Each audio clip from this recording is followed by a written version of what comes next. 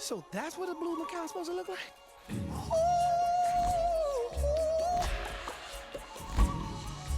Look at her shining, her feathers they glow. Now the jungle is smiling, 'cause our baby's home. Can you feel what I feel? The day is coming fast. Our precious jewel has returned. I'll be the first to say welcome back. Roberto, Oh, welcome back. I said, welcome, welcome, welcome back. Hi, it's me again, Johannes Wolters, and we are here at the Blue Sky Studios. We are very proud now to speak with the director of the upcoming feature film, RIO 2, Carlos Saldanha. Enjoy the video. I feel like blue sometimes. Yeah, well, don't we all? In this situation, we all like gotta feel like blue. You know? It's like, To quote Eduardo, it's not a game, it's war. So how much fun was it making RIO 2? yeah, it's fun, but it's definitely an everyday little battle. You know, you always like, you know, and your biggest battle is always against time. You know, even though you would think that you have like a lot of time, you actually don't. So you think, oh, we have 3 years to make a movie, you have 4 years to make a movie. No, you see the day, every day, like there's new challenges you have to overcome, and then you see your days going away. And then before you know it, you're releasing the movie. It has to be ready. So it's like we always fight with that. So it is a fun way of doing it, but it's a process with its complication, like any other process. You know, there's the creative process, sometimes the creative blocks. There is the challenges of trying to connect the dots of the story, or there's the technical challenges that you have to overcome. There's the studio challenges sometimes, like you have to deal with the studios and the notes that might conflict with yours, and you have to figure out how to solve them or how to find a happy medium. So it is a little bit of a battle, you know. So, but it's usually kind of like a battle that is that you move forward in a positive way. Yeah, it's like an iceberg. I like it as an eye thing, because we from the outside are seeing only so little things. And yes. Yeah, because you see the result of everything, so you don't see the pain behind it. You see the joy, because it's the birth. You know, you see your baby out there all pretty and cleaned up and all ready to be shown, but the labor of making it's pretty intense. You know. But I have to say that for the process to work, I think for the final product to be joyful and fun to watch, I think you have to have the same attitude making it. You have to have fun and make sure that it's lighthearted, and then so the way you deal with the challenges, it has to be in a positive way. And not always happens, but that's what my goal when I make these projects, to try to make the best I can and to have fun as I do it. So much I've seen. This must be the happiest place on earth. It could be. It could be also pretty miserable sometimes when you have a big deadline. You have to just work hard. But it's more like that kind of like pressure of just getting things done, and also the pressure to yourself to make sure that you do what you think is the best you can do. So sometimes you're fighting with yourself. Sometimes it's more your personal battles that you're trying to outdo yourself or trying to challenge yourself. So it's like almost like the little devil on your side, the little angel on the other one, fighting off just to make sure that you make the right decision every step of the way. So you not only have to love the medium, you have to be a quiet ruler, a wise ruler of this big army you are leading. Yeah, there is that element of it. Like, you're a leader, but it's not like in a way that you are, completely shutting everybody off of the process. You're a leader that has to kind of like bring them into the process. So it's an aggregator. Like your work is a way just to bring everybody into the process instead of shutting them off. So that's also the fun and the challenge, because you need to have the drive and the vision, that it needs to be a single vision, so everything doesn't feel scattered.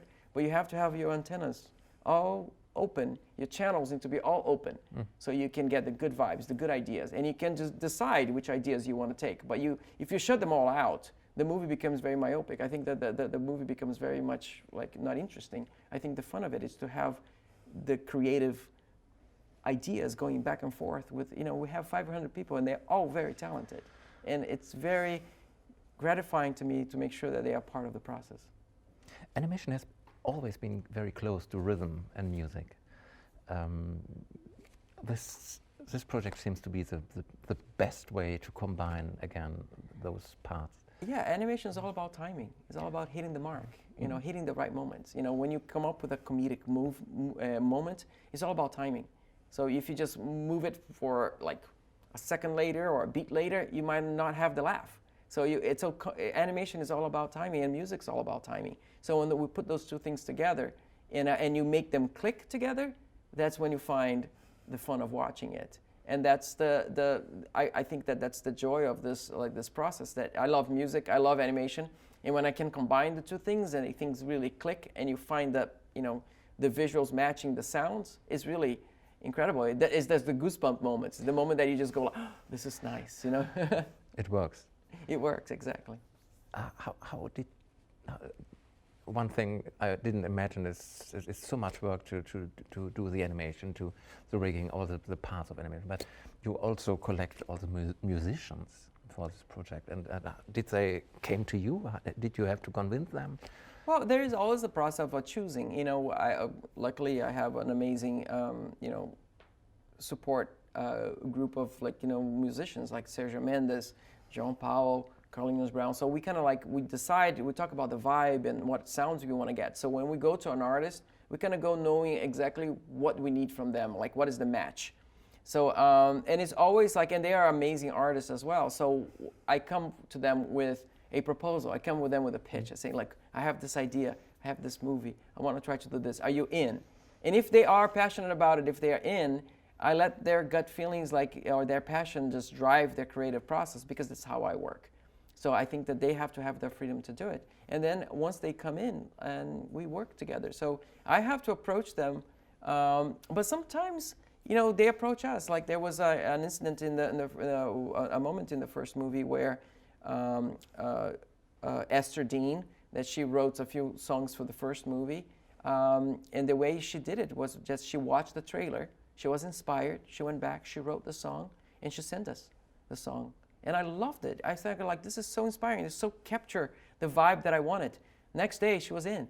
You know, so sometimes it happens that way. So it's all about the moment, the magic, the creative. When it all clicks, you know, it works. Bruno Mars is hilarious. He's funny. You know, he's great. And that's the fun part of it, you know. The discovery is the fun part. Yeah. You know, like with him, like I saw something. I didn't have a role yet. I didn't have the character yet. And then I saw him on Saturday Night Live, and I was like, he was really funny and charismatic, and I thought it was really great. And he multitasked quite a bit, and I said, well, he could be a good character for the movie. So when I approached him, but I'm not an actor. I said, well, but we can work on it. And sure enough, like Roberto is one of the characters that had the most, you know, growth, and at the same time the most like fun building it. We built it on the fly. We created the character as Bruno was recording and as we're thinking about it. And then when he added what he does best, which is like music and fun, and we create a connection, and it worked. Thank you very much. Thank you.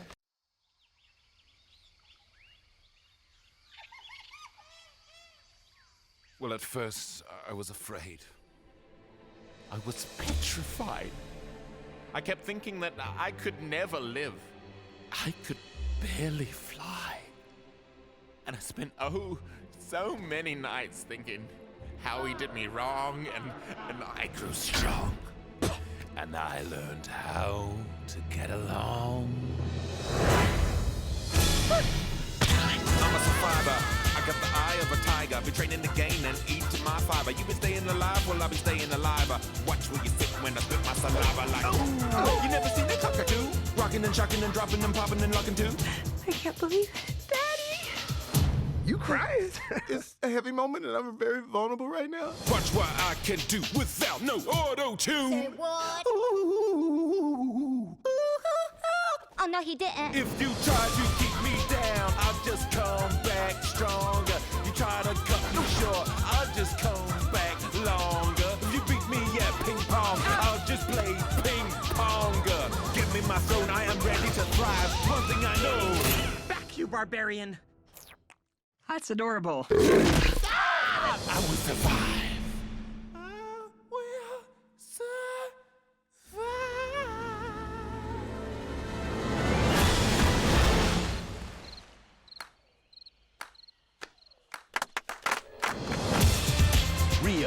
2. We attack at the midnight hour because it's more evil. In Real D and Digital 3D.